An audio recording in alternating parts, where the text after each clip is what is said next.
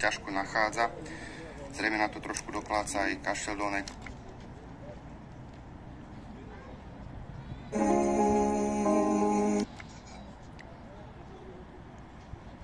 Immer wieder schaut sie zur Tür, ob Crystal wohl noch kommt.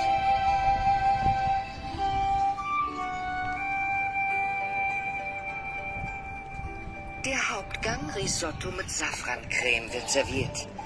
Glory und die Gäste speisen. Rowena kostet ohne Appetit. Rowena springt auf und eilt zur Tür.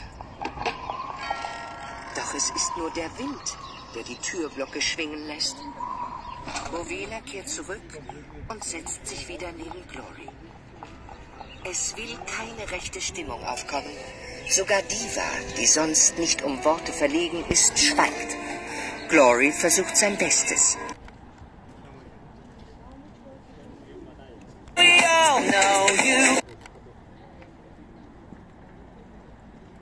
Tieto objekty neexistujú.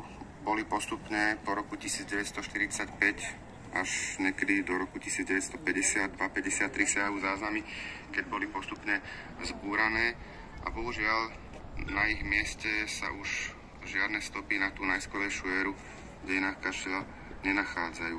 Podobne dopadlo aj sídlo ružovej grófky Márie Henriety Chotekovej, ktorá si po smrti otca, keď získala isté dedičstvo, v roku 1907 dala postaviť svoj vlastný kašteľ.